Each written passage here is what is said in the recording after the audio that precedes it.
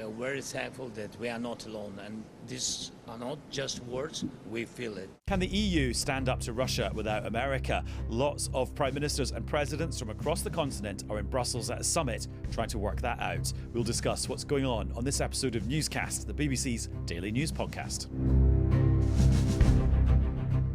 Katya, hello.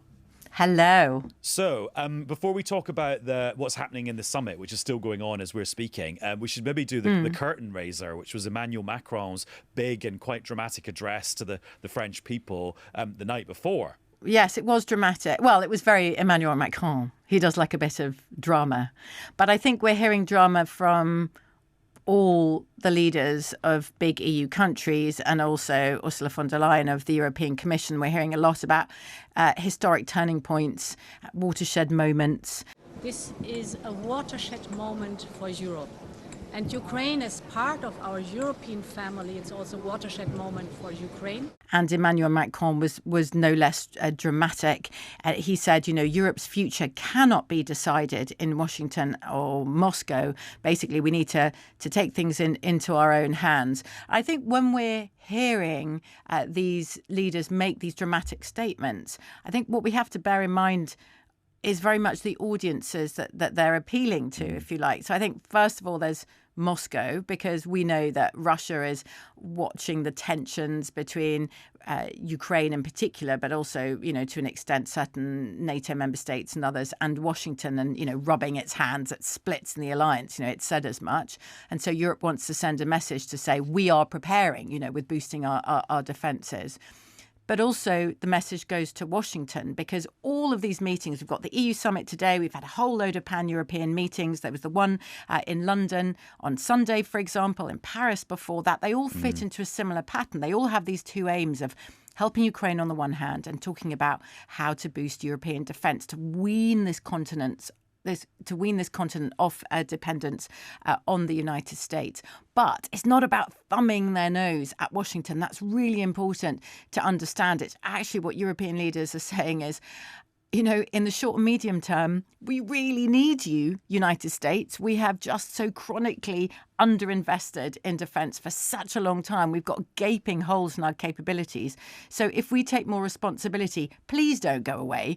And the third audience is us, the voters, because Emmanuel Macron and Sir Keir Starmer and all these leaders have to persuade us why taxpayers' money is going to have to go so much more on defence, and it'll be at the cost of something else. Either we'll have to pay more taxes, although Emmanuel Macron ruled that out in his speech. But it could be, borrowing more, that has an impact on all of us, or, in exchange, less welfare spending to have more on defence. So we have to be prepared. These leaders are preparing us, and that's why we're having these very dramatic speeches as well, I'd say. And not to make it really boring and technocratic, but you can see those trade-offs in the proposals from the European Commission, from Ursula von der Leyen. It's things like changing the EU's rules about national budget deficits to allow a bit more room for defence spending. It's about giving countries permission to spend money that would usually be spent on kind of cohesion funds, structural funds, maybe building a road or something up a mountain,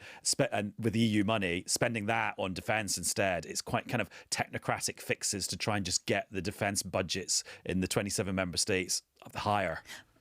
Yeah, it is, but it also has, immediate consequences. We could see that from Germany. I mean, you've got incoming Chancellor Friedrich Merz, and he and his presumed coalition partner, the Social Democrats, who are still, in the outgoing government, agreeing to have sort of extra spending pots for military spending and also infrastructure spending. And these are going to be very big pots, Adam. And immediately the markets react. And suddenly German borrowing costs are the highest they've been since the late 1990s. And that has an impact on voters, on taxpayers. So, this is all happening in real time. I think what's interesting about Germany, just an aside, I know you like these details, I like these details as well. But the fact that Germany announced that, it plans to spend big in defence and infrastructure is linked to defence because, we know Germany is like this huge European country. And so when we're talking about getting military hardware or whatever across Europe to Ukraine, a lot of this has to cross Germany, but Germany's infrastructure is in such bad disrepair, roads and bridges, that sometimes there have to be diversions of, over 100 kilometres, sometimes well over 100 kilometres. That is costly in terms of time and money as well. So the infrastructure also helps in defence. It's a very important part of Germany being a reliable European partner in defence, is getting its infrastructure up to scratch as well. Oh, yeah, well, I remember my first EU summit when I started doing that job in Brussels with you back in 2017. I mean, the big thing is that Emmanuel Macron and Angela Merkel were saying, we need this thing called strategic autonomy, which means we're not reliant on America for defence. So, yes, that was episode 1 of quite a long-running saga. But the second thing was they were kept on talking about this thing called military mobility. And I'm like, what is that? What is that? And it was exactly what you're just talking about there. Not very good roads in Germany, or laws in different EU member states that made it very difficult for another country's military to drive its kit across that country to get to somewhere where it was needed. So there's actually quite sort of dull sounding stuff behind all this big, like high powered rhetoric. But it makes a difference. And also what we can't gloss over, really, and of course we would never do that, are the splits and the differences. And that's what makes it, I mean, I keep being struck by how bombastic Donald Trump is, and how, changes, and announcements are coming so fast paced. Like all of a sudden he switches off the military aid tap in Ukraine, and then he's switching off, this crucial intelligence sharing for Kyiv. Then he's sort of blustering against certain NATO allies. There were reports coming out today, which are unconfirmed at the moment, that he said that if NATO members don't spend as much as he thinks they should be spending, and that's debatable as to what percent of GDP that is at the moment, then America just wouldn't come to their defence. I mean, this stuff can all happen and U-turn extremely fast. But when it comes to Europe, things don't move that fast. The EU is made up of 27 states. Then, the EU is working with the United Kingdom, with Norway, with Iceland. Each one of these countries have got their own priorities, their own domestic politics, of course, that they have to bear in mind, their own budget constraints as well. And so I think when we're talking about boosting defence for those countries that are very close to Russia, it's a no-brainer. I was interviewing the Prime Minister of Estonia today. They already spend way more than 3% of GDP on defence. They're looking at spending 5% in the very near future, where look how difficult it is for us to get to the 2.5% by 2027. But that's because voters there are like, please, let's spend more on defence. But the further you go geographically from Russia, or a sense of imminent danger, the harder it is for governments to say to voters, this has got to be a big wedge of our budget. Right, we managed to track down James Waterhouse in Ukraine. Hello, James. Hi, Adam. Hi, Katya. Now, I've heard a rumour you've been in a graphite mine today, and I want to hear all about that in a second, because I feel that plays into this kind of natural resources bit of this whole story, which has become very important in the last couple of weeks. But just first of all, from you, James, I mean, what's it been like being in Ukraine in the last 7 days while all this stuff has been happening? Just really basically as that. When you look at the continued Russian advances, the familiar Russian tactics in the east, the eastern cities like Kramatorsk, Konstantinivka, Kupiansk that live with this shadow of anxiety, artillery fire as Russian forces approach, as Ukrainian forces creak on a front line. And then the other way, where you'd often see these convoys of Western equipment coming across the border from Poland, this lifeline, this military bloodline for exhausted soldiers on the front line, seeing that blocked in the way it has been, and then on top of that, in a even more severe move, the blocking of intelligence, which keeps cities like where I am at the moment, Uman in central Ukraine, safe in terms of mapping where incoming missiles and drones are. It's never felt more difficult for Ukraine against the backdrop of a full-scale invasion that poses all of those impossible situations that it does. Very well put. President Zelensky is in Brussels at this EU summit today. He's been sort of spelling out a little bit more about what any kind of peace plan, if you want to call it that, could look like. What are we gleaning from him about how he thinks things could go?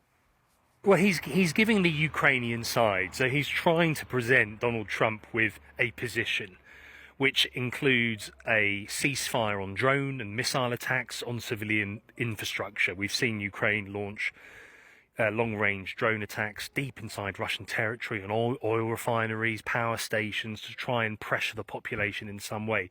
Russia has done this the other way to a much greater extent. He's talked about even a naval ceasefire in the Black Sea, a complete pausing of operations as a first stage of any kind of peace process. But the question beyond that is, well, we now wait to see what Russia would do.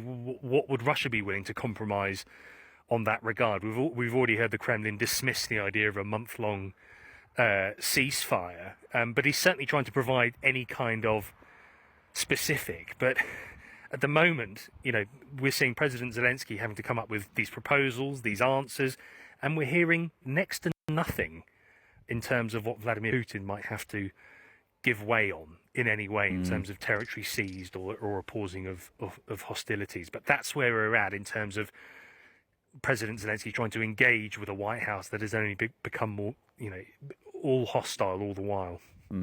And part of any kind of peace plan would be this military force provided by what Keir Starmer calls a coalition of the willing, of kind of European nations and others. And today we learned from a Downing Street official that they had a meeting recently where as many as 20 countries expressed an interest in signing up to that coalition of the willing. Katya, are you picking up anything about what any kind of peacekeeping force, reassurance force might look like, and how people are feeling about that in practical terms? So it's interesting you say practical terms, because in political terms, there's definitely a coalition of the willing. In practical terms, I'm not sure there's a coalition of the able. Because if you have a look at how little European countries have invested, as we've already said, in defence since the end of the Cold War, if you look at most European countries have ended conscription, where are the troops? Even if it's a modest so-called reassurance force, say if it's, 30,000, they have to be rotated. So you need at least double, if not triple. When you talk to leaders inside NATO, they just say, I just don't think we've got the man and woman power for it. And not only that, but unless there are these, what Sir Keir Starmer calls the US backstop, backstop, what does it mean exactly? It means capabilities that Europe does not have. So we don't have the capabilities in Europe for an aerial defence of those troops. Now, that surely is absolutely essential, even if it's a reassurance force that isn't actually on an eventual ceasefire line. If they come under fire in any way, shape or form, they need to be protected. If the US is nowhere to be seen, first of all, will countries really be willing to put boots on the ground under that scenario? And I think, again, those 20 countries will dwindle in number if there is no US backstop. But also, it would just make a mockery out of NATO, wouldn't it? Because if they're exposed and the US is nowhere to be seen. But those capabilities are really, really important, Adam, because at the moment we're hearing from European leaders about more investment, more money. But as one politician put it to me this week, he just said the kind of capabilities we're talking about, command and control, logistics, for example, or advanced drone technology, you can't just buy off a shelf and just sort of, click your fingers and have it. It's going to take time. So I think the dissonance between the political and military reality seems to be quite large. Yeah, and on that issue about British or French or whatever nation's troops being in Ukraine, Steve Rosenberg, our colleague in Moscow, was speaking to Sergei Lavrov, the Russian foreign minister, today, and he said that troops under any flag he would consider as basically NATO occupation of Ukraine by the back door, which would be unacceptable to Russia. But then again, that might just be rhetoric because we're in a very rhetorical phase. James, I just wonder if, to you in Ukraine, hearing all this conversation that me and Katya are having about, how do you repurpose EU cohesion funding? How many countries would be in the coalition of the willing? If that just seems like talk from a completely parallel universe. It does. I mean, I remember standing at a demonstration in Kyiv's Maidan Square before the full-scale invasion, where there were demonstrations over the lack of Western support. And Ukraine has always known that it was going to be the ones to fight this war alone, albeit with sizable Western help in terms of military kit. But we have to remember that Russia's aggression towards Ukraine started in 2014, where an entire Crimean peninsula was seized, where Russian proxies seized large swathes of eastern Ukraine, and the West didn't really stand up to it. And life moved on. Ukraine was barely in the news because things became a constant. The war became the norm, and it didn't. That ripple effect you guys were talking about was not felt on the European continent. Then there was this relative unity with the full-scale invasion. There was that trauma, that shock, which kicked Western allies into life, it seemed. But for President Zelensky, there was a pattern. He would ask for something. The West would say, this might put us in direct confrontation with Russia. I'm not sure. Eventually, the West would yield. It would increase in confidence. And then what would follow would be tanks, long-range missile launchers, F-16 fighter jets. But that had been the story until this point. But this now feels like a relative cliff face. And I think even if Europe got its ducks in a row, even if it somehow expedited the defensive productions it needed to rise to the challenge of Russian aggression in the absence of America, it objectively will happen too late for Ukraine. And so even if this is some cliff edge strategic ploy by Donald Trump to cut off Ukraine in this way, it is a reckless gamble with the future of a country, because whilst there is a constant, whilst we're talking about a huge front line that is creaking in areas, Ukraine, things could go south very quickly in the absence of this intelligence or ammunition or military hardware, and Ukraine could still succumb to Vladimir Putin's ultimate ambition of taking the whole of this country. And, I could find myself once again talking to you from a Kyiv where it's expected that Russian troops could be there within days. That is still a likely, that is still a scenario one must entertain. And those are the stakes really for Ukraine. And I think, when you have America describing this as a proxy war, fitting that Kremlin narrative that this is in fact between Russia and America, the grown-ups, this isn't really much to do with Ukraine, a country that has weathered 11 years of an invasion. I think, this is a country that is facing the likelihood of falling through the cracks, and it may well be, Europe may get its act together, but it may not be in time. James, can I ask a question, James? Do you mind, Adam? No, of course. Go ahead. We're all friends. So it's actually two questions. First of all, if you compare the dangers in Ukraine of military help coming too late for Ukraine, or the danger that Ukraine is very much on the back foot now because of action taken by Washington, and therefore possibly Washington could lean on Ukraine for a ceasefire and to hold elections, which we know that Moscow would be interested in because, they would like to have a friendly person installed and, to see the back of Volodymyr Zelensky. Which of those dangers seem more likely at this point?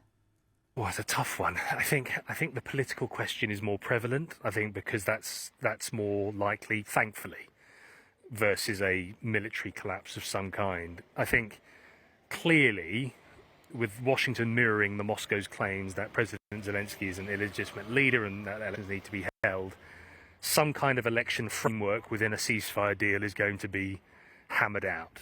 But it is fraught with practical difficulties. How can people vote in occupied territories? Will they vote in occupied territories if Russia's claiming it as their own? Will the elections be free, fair, or safe? And you're right. This will be a golden opportunity for Russia to stage pro-Russian candidates, to even interfere with the electoral process. And this is something that Ukraine, as a whole, has been super sensitive to.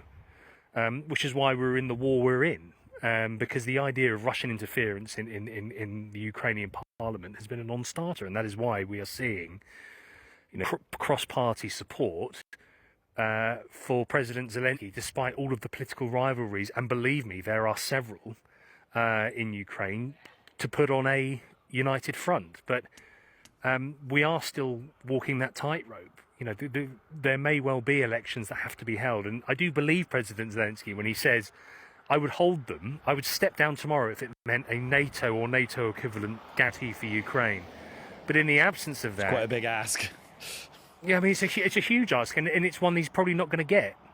But we are walking this tightrope where, and I think this has probably been lost on the American politicians that are debating Ukraine's future. And that might be a fault of us journalists. It might be a fault of the Ukrainian government where, they come to a visit in Kyiv, they have a walk and talk and they go home, and they don't see the realities of this war beyond the air raid sirens and the front lines. But I think the elections is a much more prevalent threat.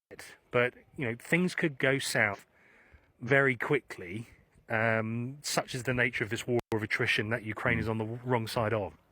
Love the idea that JD Vance has been listening to Newscast and we haven't done our jobs properly, and that's why he's got the wrong end of the stick. Anyway, now, James, last question from me, but other Katya's questions were very good. This graphite mine you're in, why did you go there? And is this all part of the whole rare earths and critical minerals deal that is still yet to be signed between Ukraine and Washington?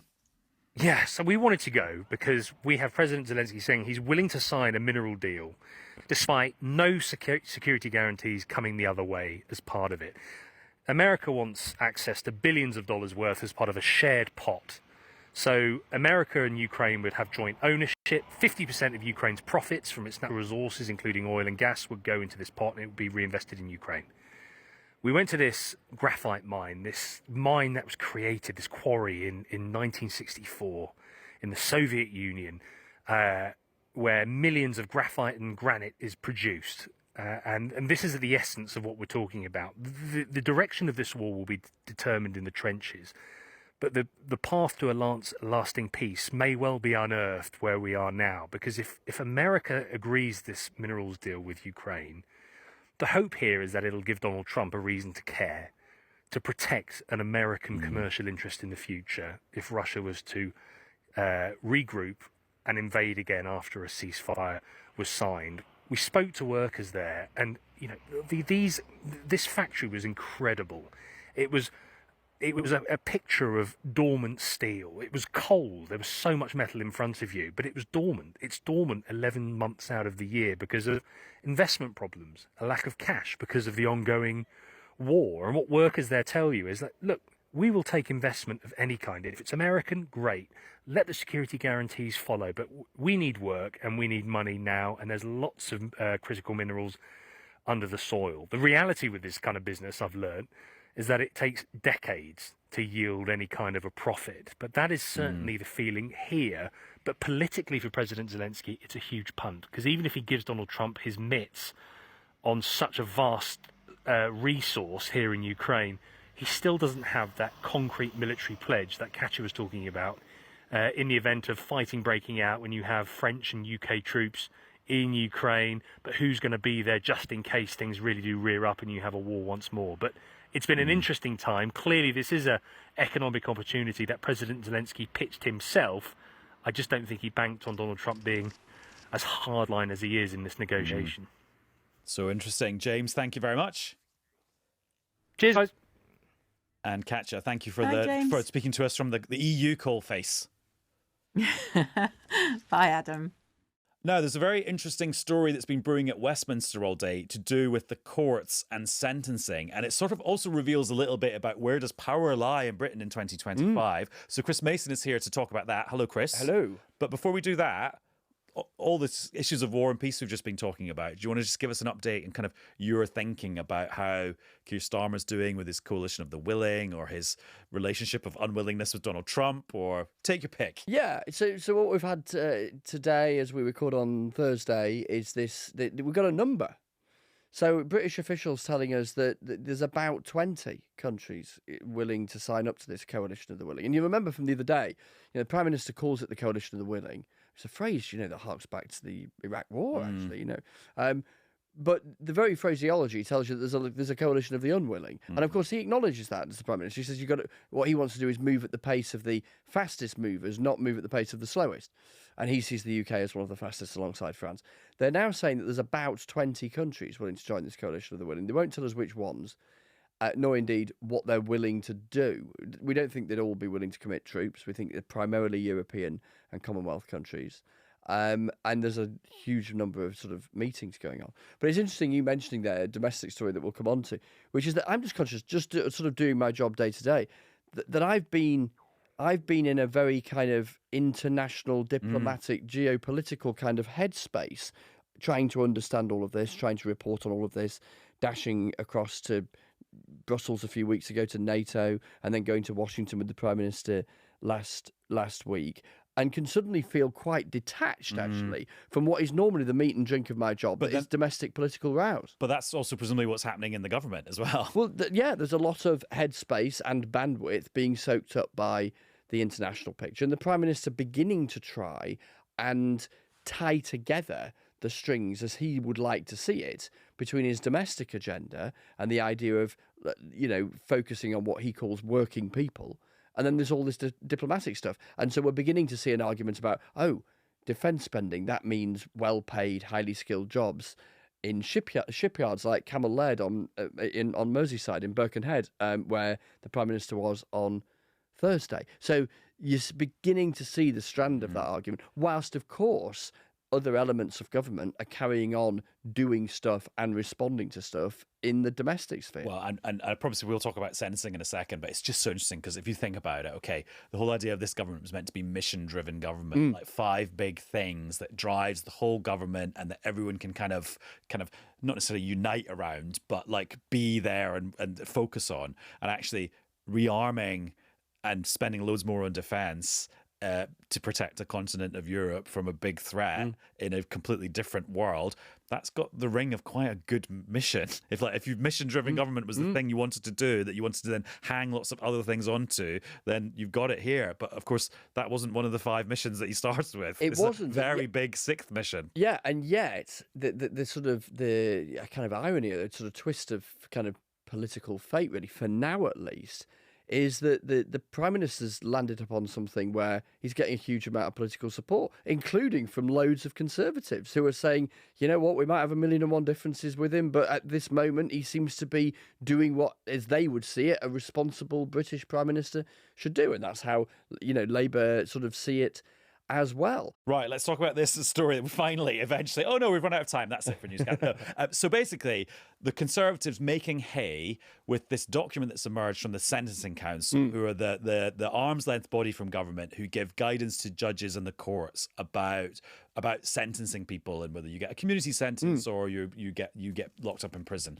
And they put out in England and Wales. In England and Wales. And they put out this document on Wednesday, the 5th of March, so in the middle of the week, basically suggesting that judges should commission more of these pre-sentencing reports from the probation service. Yeah. Where you get more information about the person in front of you to make a decision about what sentence they should have. And then the story goes from there. It does. And so there's 2 elements to this story. So one is this is what the Sentencing Council was suggesting, which was suggesting taking account of various sort of demographic factors about the person in question. Their race, their religion, whether they're pregnant. Could they be trans? Could they be trans, etc., etc. And so you've had an argument from Labour and the Conservatives, but so from Robert Jenrick, the Shadow Justice Secretary, he's made an argument that says this is discriminatory against white men, broadly speaking, and indeed against Christians, given that there's a nod to people of a sort of minority religious faith, which he interpreted as anybody who wasn't Christian. You've also had Shabana Mahmood, the Justice Secretary, and the Prime Minister saying, "Oh, hang on a minute, we're not too keen on this either," because you can throw the accusation, which has been thrown, that this is somehow quote unquote 2-tier justice. And so Shabana Mahmood, the Justice Secretary, saying, look, the Sentencing Council is independent, so they can say what they can say, but that she would be willing to legislate if necessary. In other words, effectively to take the power away from them. And then that gets you into a second strand of conversation. In fact, a conversation I had in this very studio, when was it? Best part of dropped my phone on the floor. Best part of a year ago, where I was sitting where you were sitting, and Liz Truss was sitting in this very seat, making an argument about where does power lie? Yes, where does power lie, and how much power should institutions that are quasi-independent or independent of the government, how much should they have, and how much scrutiny should they face? Because we should also make the point that the Sentencing Council have been invited to talk about this and justify this and face questions about this in public, and have said no. But the flip side of that, if there was the Sentencing Council people were here, they'd say they went through a big rigorous process here. They did a consultation that lasted months and months and months, and they spoke to 150 different people. And I was reading the consultation document, and there were lots and lots of arguments for and against what they've decided to do. So they didn't just dream it up from nowhere. There was a formal process. Completely, and the argument about having these arm's length or independent or quasi-autonomous organisations is that you detach them a bit from the maelstrom of day-to-day politics, and you have people who, so the argument goes, know what they're talking about, who are involved in these kind of decisions. And my final two observations are about the role of Robert Jenrick. Oh, yeah. He has been, as a political operator today on this story, whether you agree or disagree, he's actually done a good job as an opposition politician of getting a story in the news and getting people talking about it and getting the government to respond to it in a way that they maybe might not have liked to do. Yeah, there is no doubt that he is hyperactive as a opposition spokesman on his beat, and his Conservative colleagues would occasionally whisper privately beyond it as well. In fact, I was talking to one just the other day who was suggesting that nobody's quite told him that the Conservative leadership race is over and been over for quite some time, and all that kind of stuff. But if that is an accusation that he is full of energy and very, very keen to vociferously hold the government to account, then he would say, absolutely, I plead guilty. And my second observation is that he has really doubled down on this idea of so-called two-tier care. Now, that is a meme that quite often has been used it's been discussed in mainstream politics, but it's really big in kind of a slightly more fringy bit of British politics. But this is Robert Jenrick bringing that phrase out of TikTok, out of social media, out of Reddit and stuff, and putting it front and centre in British politics. And not only that, but contributing towards a situation where the Prime Minister and the Justice Secretary are acknowledging that that is at least a reasonable question to ask, with what they have said in terms of being willing, as far as the Justice Secretary is concerned, to tackle this with legislation if necessary. Right, Chris, lovely to see you. And you. And that's it for this episode of Newscast. We'll be back with another one very soon. Bye-bye. Ta-ra.